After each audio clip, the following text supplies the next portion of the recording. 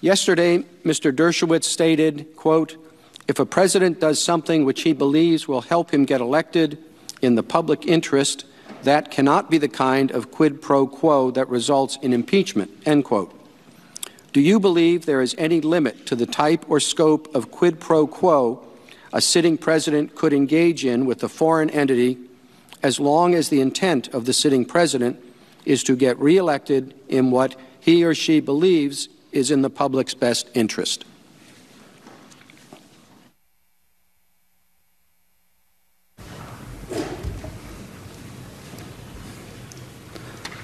Chief Justice, Senator, there is no limiting principle to the argument that we heard last night from the President's team. That is, if there's a quid pro quo that the President believes will help him get reelected, and he believes his reelection is in the national interest, then it doesn't matter how corrupt that quid pro quo is. It's astonishing that on the floor of this body someone would make that argument. Now, it didn't begin that way in the beginning of the President's defense, but what we have seen over the last couple of days is a descent into constitutional madness, because that way madness lies. If we are to accept the premise that a president essentially can do whatever he wants, engage in whatever quid pro quo he wants. I will give you this if you will give me that to help me get elected. I will give you military dollars if you will give me help in my reelection. If you will give me illicit foreign interference in our election. Now, the only reason you make that argument is because you know your client is guilty and dead to rights. That is an argument made of desperation. Now, in case you thought you were going crazy when you heard a lawyer for the President of the United States argue that Trump could do anything he wanted as long as it was in the interest of his own reelection, it actually happened, and you weren't the only person who thought it was as dangerous as it sounded. Here's the argument that Dershowitz actually made on the floor of the United States Senate. Every public official that I know believes that his election is in the public interest. And mostly you're right. Your election is in the public interest.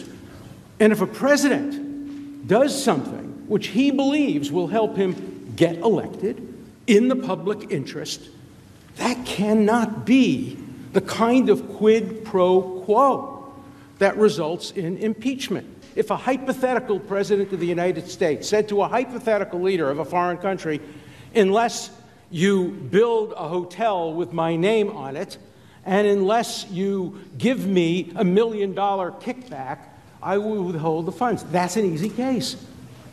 That's purely corrupt and in the purely private interest.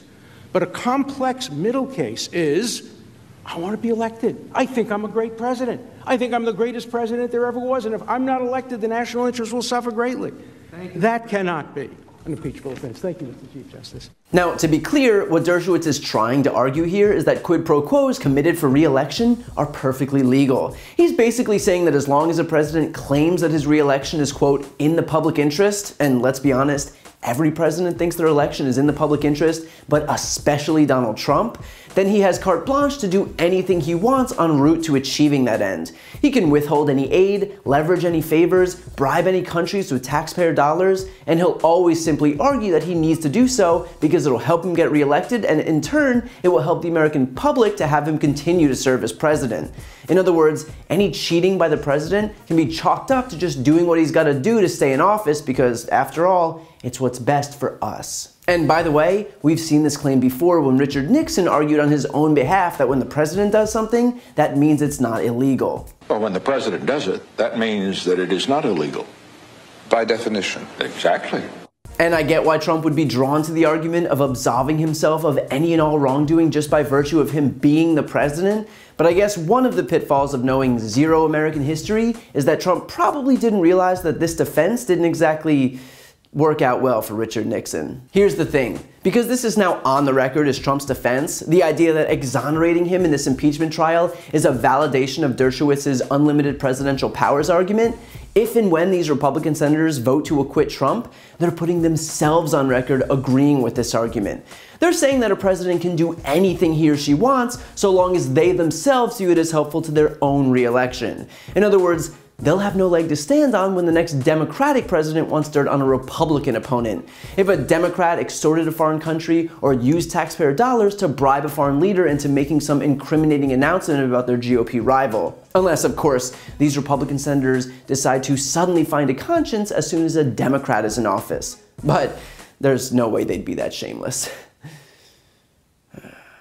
The fact is that these people have already forgotten about the mistakes of the past. They've forgotten all about the criminality of Nixon. And not only that, but the Republican arguments might actually succeed now. Because of Fox News spewing an endless stream of misinformation into the public, and the GOP's paralyzing fear of being on the receiving end of a mean tweet by Trump, we're now in a situation where, in order to protect their own partisan interests, a political party in the United States is prepared to not only vote to exonerate a president who extorted a foreign country for the express purpose of cheating in the next election and then orchestrated a top-down cover-up to hide the evidence, but then give credence to the argument that he can do that and more. That he can basically do anything so long as it helps his re-election, because apparently the president is the state and what's good for the state is allowed without reservation.